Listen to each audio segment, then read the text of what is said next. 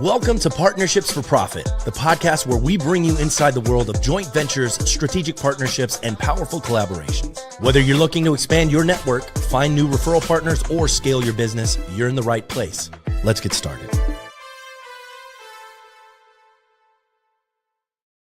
Welcome back to Partnership for Profits. We have a great guest today who is focused more on nonprofit stuff, from what I understand, than profit stuff, which is great. I love to talk to people that work in that world. We have an amazing guest today. We have Jude Husein, who is a nonprofit strategist, a TEDx speaker, which is very cool. Award-winning civic leader shaking up Pennsylvania politics. You call yourself a realistic visionary, which is amazing. Jude, welcome to the show. Thank you so much for popping on and for being flexible, because I know you were planning to talk to somebody else today, but I'm popping in here. So glad to have you. Thank you so much for having me. I'm looking forward to this conversation. Absolutely. So before we came on, I was talking to you for a few minutes, and you were kind of laying out a little background on yourself, and it is like you're doing all kinds of stuff. So give me and our viewers and our listeners a little rundown about you and what you have going on and what you're trying to get done for bettering Philadelphia and maybe even the country. So talk to me a little bit about what you have going on.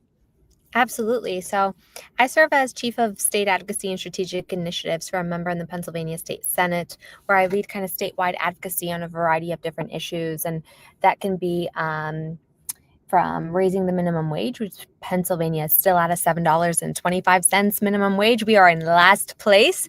From ending campus racism on our Pennsylvania higher ed campuses, where we see Black and Brown students really getting racially harassed in and outside of the classroom, to advising on policy, to a variety of other things. I also serve as Deputy Executive Director for a nonprofit called Philly Bolts, and that stands for Build Our Lives Together. And that looks at every neighborhood thriving, led by the people living there, because us as human beings tend to complicate everything in the world. And we truly believe the untapped solution is the people living in those neighborhoods that breathe that air, that walk those blocks, that have gone to those schools, and they truly know and understand what is happening in their neighborhoods. And so they're best suited to solve those problems. And so we're in public high schools, really supporting high school students understanding the landscape. What is organizing? What is advocacy? What is city government? What is state government? What the heck do those institutions do? And then we also have an adult program where we pay all of our participants to scale whatever community initiative they have for 8 months. That's incredible. So what I would say is that you are a difference maker. That's what you're trying to do is to make a positive difference in people's lives, which is incredible. So talk to me a little bit about kind of where this drive came from to work in this world of advocacy and doing what you're doing. When did you kind of realize that your voice could impact policy and systems and your community? So this stems from I grew up I was born in Palestine. I was raised in North Philadelphia. And I think the first time when I really understood that I could make a difference was in my high school, where we had an absolutely atrocious principal that just did not really follow policy and was not present. And so I led an advocacy campaign to get that principal out, and sat on the panel to hire the new principal. And I was 15 at the time. I think I was a sophomore. And I was like, this is absolutely crazy. And I was really committed to making it happen. And so I did. And that current principal is actually still there.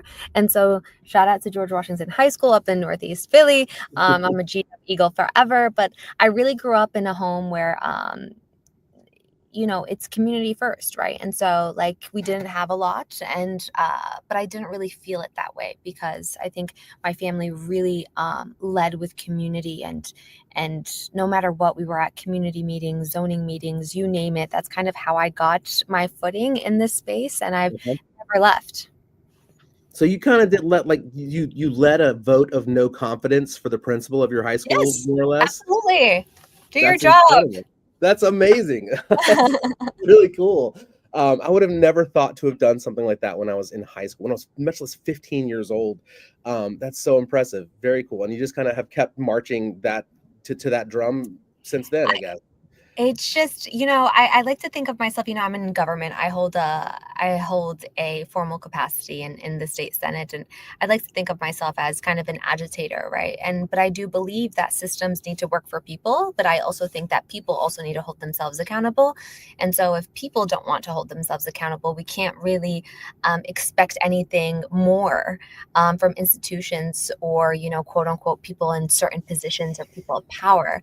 And so I'd like to lead with that example. And so whenever I can agitate a system to work in favor of the community that it's supposed to serve, that's exactly what I'll do. Has there been anything recently that you've been involved with that is like a moment, not necessarily recently, but a moment where something you've enacted some change and it's kind of, how do you say to yourself, this is why I'm doing what I'm doing?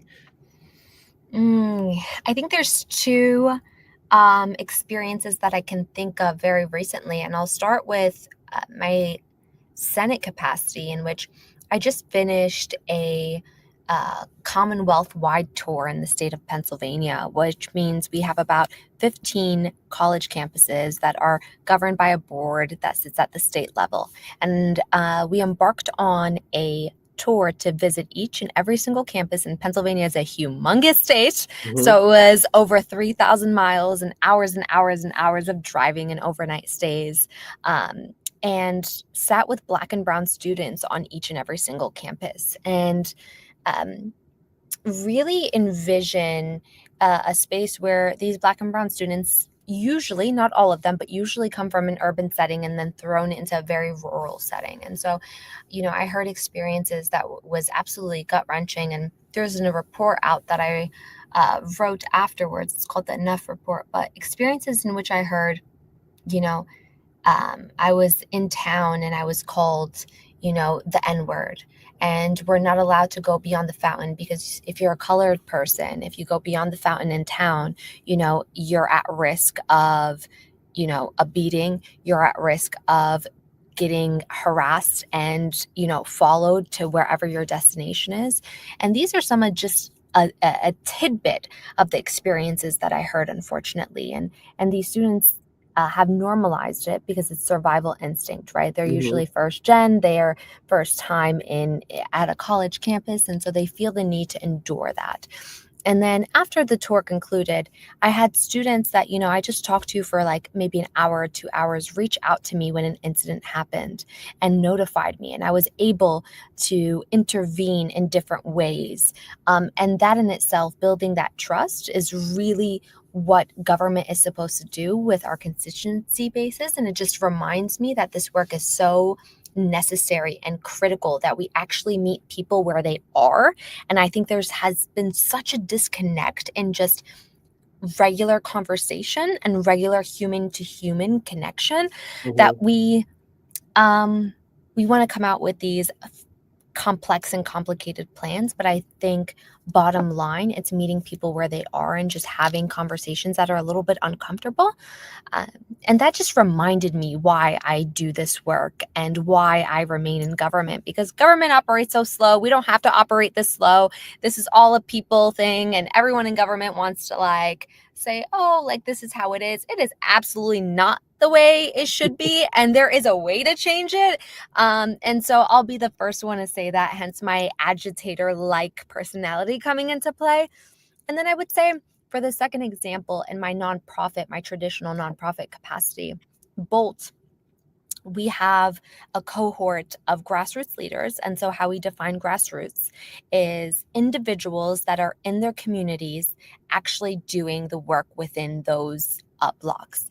And we recruit about 12 to 15 grassroots leaders every year for an 8-month cohort. And it is absolutely amazing the kinds of people that I come across. You have Ron, that is situated in North Philly in the Hunting Park area, that has, think about a DoorDash, but for his community, where he literally has a food mobile truck and delivers food that underserved neighbors get to pick. It's not like thrown in a bag. They're actually delivered in a very nice way from a local young person, with actual fresh food. And it's not like he's doing anybody a favor. He does Right. this every week, and it's to his community. And you just, it's a mobile pantry that is neighborhood run by young people serving their own neighbors, which is absolutely just extraordinary. And it just reminds me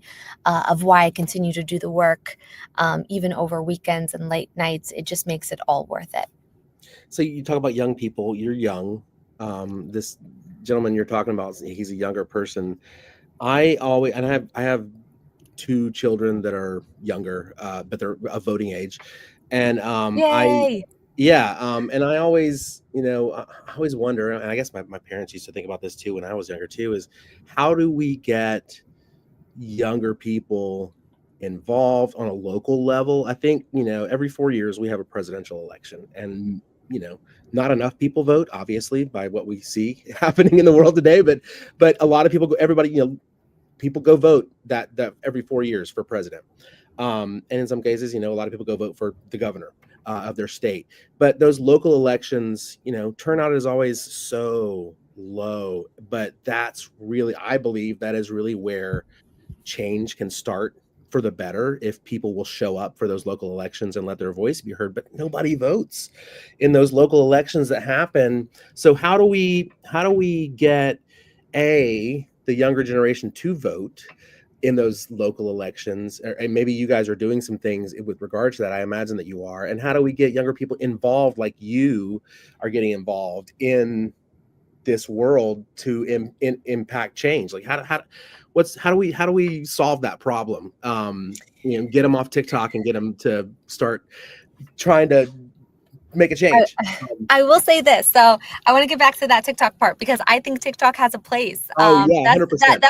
That might be the Gen Zer in me speaking. And so I will say, to your first question, is how do we get them to go out and vote? I think there's a few ways that no matter what party anybody's from, Dem, Republican, Independent, Green Party, whatever, I think, one, we need to start changing the language. I think we've been trying to use the same rhetoric, trying to appeal young people, and it's clearly not working. Right. And so it's, what do young people care about, and actually have listening sessions. I cannot remember the last elected official that actually said, I'm going to target this demographic and actually see what they care about. That has not happened in quite some time. And so I think changing the language, I think too, is, even if young people aren't of voting age, a lot of these young people go home and they tell their families how to vote. And so what are we telling our young people in high schools and middle schools, right? They're telling their families, maybe don't go to the polls. There's no point in any of this, right? Especially if you're looking at a young person where, maybe English is their parents' second language, right? Yeah. And then I think 3, right, it's the language is around, it's just the presidential election. There's no off year for an election, right? Yeah. Every year there is an election, and we also have to do a better job in civic education of, what does the state reps do, right? When do we ever see them? What do state senators do? They have a lot of power. What do our city council people do? Or if you live in a township, your township commissioners, right? And I think there's like this gatekeeping of some sort, trying to keep out of people, to understanding these things as if it does us any good. But now we're learning a very hard lesson, no matter where you lie on the political spectrum. It is hard for everybody, and you cannot, actually, I shouldn't say everybody, except the 1% right now, but it is very challenging for everyday people. And so I think there's a few things, right? The language, we have to really start appealing to people. I think 2, reaching young people where they are, whether they're of voting age or of not. And then I think 3, I think this goes to your second question of what can they do. I think the civic engagement process is so complex, and you can make it your own, right? We did something at Bolt. There was the mayoral election race about 2 years ago, and there were so many forums of different candidates going in and debating, but there was not a youth forum where young people were able to interview the candidates, or where young people could express their thoughts. And so we organized this forum led by young people, and there were 7 different breakout sessions where the elected officials were not allowed to speak. They were not allowed to grab the mic. It was only young people speak. That's exactly right. And so that That's really cool. demonstrated to the young people in those rooms that no, my voice matters and you need to come and meet me where I'm at because I matter and I'm a constituent and I have access to so many other constituents. And so I think how are we elevating young people is really, really important. And so I think these are different ways that we can go about it. I also, the TikTok era, I mean, this is where young people are getting Yeah, their news, the 100%. Instagram reels, right? Like the Yeah. Facebook reels even. And so how are we meeting people where they are? And technology is, yes, I'm a Gen Zer, but I also, people need that human to human contact. We need to find not necessarily a middle ground, but we need to find a way to engage them digitally and human to human. And I'll conclude with this, right? And I've said this at least 3 times in our conversation. I don't really care what political party people are a part of, but I will say that a party in particular does something very good in which during campaign season, after campaign season concludes, they don't lay off all their people. They keep them on staff to engage with all of their constituencies. Another party, and everyone can figure it out, loves laying everybody off Yeah, they after do. campaign season and then struggle to find people afterwards. We really truly need to invest in communicating with our constituent bases, no matter what season it is, because there's no off year, there's no off election year. There's an election every single year, and it's just as important as the presidential campaign. So following up on that, as far as getting young people engaged in the process, how do we get, being a middle-aged white man, I am kind of tired of voting for old and middle-aged white men for politics. So how do we get younger people, multicultural, whatever it is, but just younger people in general to like run for office? They may not win the first time that they go out because maybe they're 28 years old, but why can't you run for office why can't you run for state senate when you're 26 or 27 years old? How do we what's stopping, what's keeping that from happening? Because you talk about talking to people where they are and using I think if there were candidates, whether it's on the state level or the national level, or the local level, that were running, I think people might be surprised at how many of those folks get elected. How do we why are you not running for a position? How do we make that happen? How do we encourage that? What's the disconnect? I think there's a few things that we can do. Number one, on average, it takes somebody to run at least 3 times before they win their race. Mm-hmm. And then on average, it takes somebody 3 times to be asked to actually consider running. And so it takes your people to really say, hey, you should run. Hey, you should run. Hey, I know I asked you, but I think you should really run, and really nudging them in their circles. And actually, when someone approaches you continuously and says, hey, you should run, it then starts becoming reality. I also think the third thing is capital, right? Like when we think about Black and brown folk in particular, when we think about diversity, right? It's, are we investing in what we say we want to do? Right. And I always tell people, if you want to know about somebody, just look at their budget. If you want to know about your potential partner, just look at what they spend money on, right? If you want to know anything about anybody, right? I don't believe what you say because I see what you do, is what I always say, right? So if you believe that there should be a diverse range of candidates, have you asked somebody 3 to 5 times, hey, I think you should consider running? And then I also think 2, investing the capital, but also 3, when we talk about investment in dollars, 100% needs to be there, but also investment in information. It is such a, I don't want to say terrifying, it's a complicated, the different paperwork and the different filing, and they want to confuse everything. And so I think just definitely being a support system and wrapping yourself around, a few people in your life and say, hey, this landscape looks terrible. And, yeah, it all looks white and middle-aged and we need something different. And maybe you could be the something different, right? Whether it's, a woman, whether it's an Arab, whether it's a, anybody. It could be purple, they could be pink, I don't really care, right? Yeah. And so I think there's definitely a few things. So I think one is identifying some of those leaders, because we are our worst critics. Like your brain is your worst critic. Sure. Nobody can critique you as much as you can critique yourself, unfortunately. And so people tend to beat themselves down, and they just take, a Will or a Jude to be like, hey, I think you're really great, and I think you should consider running because look at the situation we're in. This is like terrible. And don't you think you can do a better job? Because I think you can do a better job. And so that in itself, you've just planted a seed. And hey, I'll be your first donor. I'm going to give you $100. And this $100, you can just go tell somebody that, by the way, somebody gave me $100. Can you commit to matching that? And then so on and so forth. And so these are the little steps that we can take to start really building our base. Okay. Something's got. I know I dumped it all on you, Will. No, I just dumped it all on you. Something's got to change for sure. And I applaud you for the efforts that you're taking in lots of different arenas. So I said, hey, why aren't you running? Do you have political aspirations beyond what you're doing right now? Do you want to run for office? Is that something I'm not asking you like announce your candidacy here on a podcast that I don't know anybody if anybody in Pennsylvania is going to see it, but I just, I'm curious, is that something you have aspirations to do, or where's your head? Never say never. I think in our current landscape, it's just a really difficult time. I'm much rather a cheerleader of people, and I really love supporting people, and I really love uplifting people. But never say never, and we'll leave it there.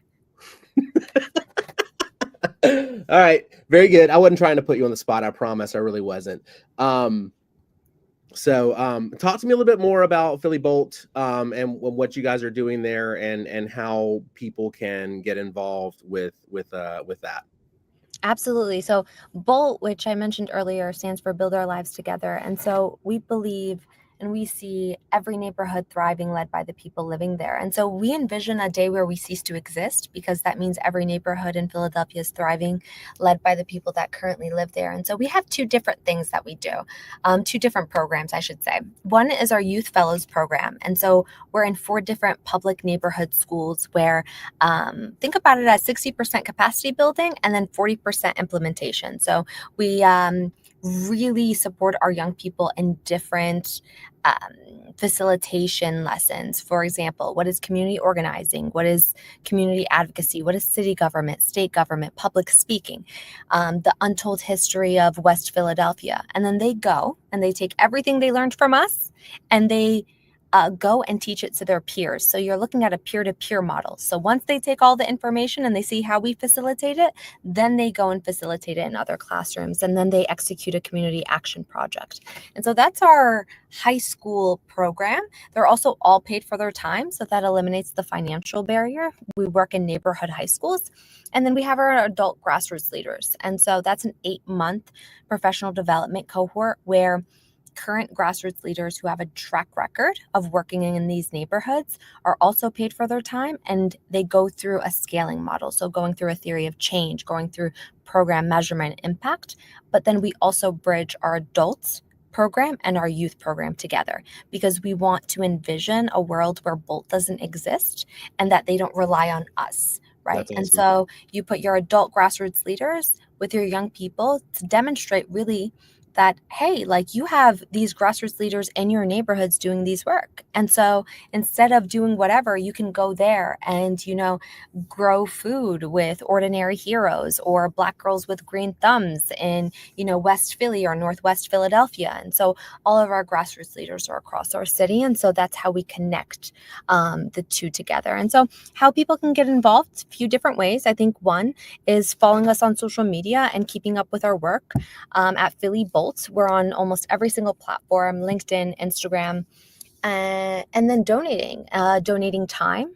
We always look for guest speakers that are experts in different things, whether that's HR, whether it's in program measurement, program impact, whether it's media, whatever the case may be. We would love for guest speakers to come on into our sessions for our grassroots leaders, and then also for our youth lessons as well. And so always looking for that. And then money, come and donate money. It's always a good time.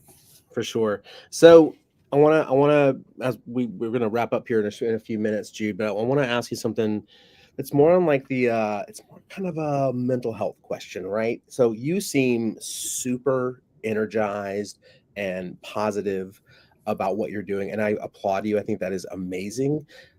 Me personally, every day, whether I go on YouTube or if I go on social media or if I turn on the news, it's all just like it's all just so much on your head where you see what's happening in the world, internationally, here in the US, and sometimes I just have to turn everything off and just kind of be like, I'm not going to look at anything for a while. How do you stay in that positive mindset? And it sounds like you may have just kind of answered that question as far as talking about doing things on the local level where you're helping out people in your local community. So you're not looking at necessarily that bigger picture, but I just kind of want to know from you, how are you able to kind of stay in that mode and not let all the bad stuff just kind of grind you down? Can you speak to that a little bit? Yeah, absolutely. I think there's a few things, but first I'd like to attribute it to just being Palestinian. And so the Okay. amount of resilience that Sure. we have just as a community, and it's embedded in our culture, kind of the hospitality and taking care of one another. And especially in what's happening internationally with the current genocide, Mhm. it's very important that we look around to each other. And number one, we remain huge advocates for people in general, but also two, remember that we're human and we're breathing and we can make mistakes and we can hurt and we can cry and we can turn off, and not to feel guilty because, you know, life wants to beat you down so hard so you can give up. And it Right. takes a lot more to keep yourself, uplifted and grounded. And so don't ever feel guilty for saying, hey, I just want to spend time with, maybe my dog or my person or my family. And for me, I have really amazing siblings, and that is also very helpful, where they keep me grounded, and they'd like to say they keep me humble. And so whatever that means. And then also, there's just some things about life, like I feel so fortunate to have two legs, to be able to walk outside and breathe air and say, hey, I'm here, and I don't have to worry about where my next meal is coming from, or and I think just I stay rooted in those kinds of things. And I think we take our physical health for granted. And so, like, I just started playing tennis, and I consider myself an athlete now. And so there goes that front. But I think it's the little things for me. Life is so hard.